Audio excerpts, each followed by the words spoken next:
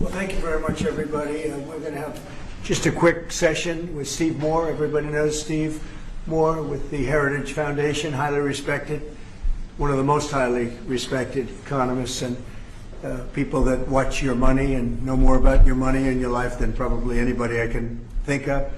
And I want to thank Steve for being here. I saw this today. They came out. What he puts out gets a lot of coverage, and I saw some of them, and then he had a couple of others. And I'd like to ask Steve maybe to discuss a few of these numbers that were just released. I mean, literally just released. And then we're going over, and we're going to do Purple Heart. We have some incredible, brave people that I look forward to, so we're going to do that right after this.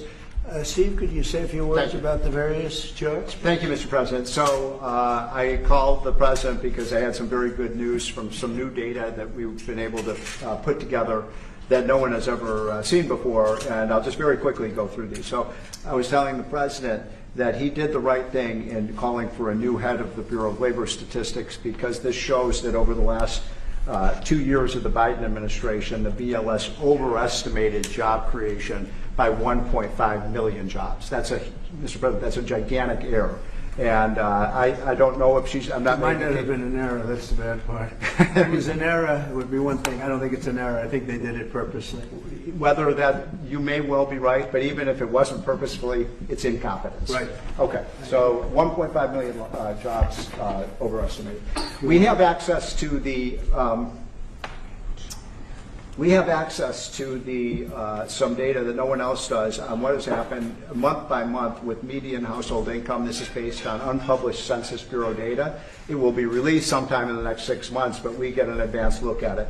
And so I was telling the President, in his first 5 months in office, starting in January through the end of June, the average median household income adjusted for inflation for the average family in America is already up $1,174. That's an incredible number. Yeah. Just came out. Just came out. So that's a giant gain. And if I would have said this, nobody would have believed me. There's your number.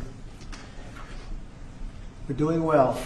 So the next one compares, we finally have the 2024 data on what happened with real family income in the United States. And so what I did was I compared the record in Donald Trump's first term with the Joe Biden first term. And you can see that, by the way, these dotted lines here, Mr. President, that's COVID. So if it had not been for COVID, these numbers would have been substantially better. But even taking account President Trump's last year in 2020, we saw a $6,400 real after inflation gain in income for the average family.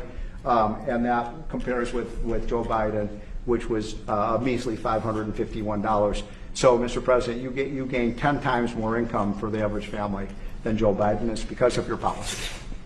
And that's taken into consideration COVID, Yep. Which a lot of times you don't have to do that. Because But I'm very glad you did. We were over almost 8,000 until Look COVID. at that number. Yeah.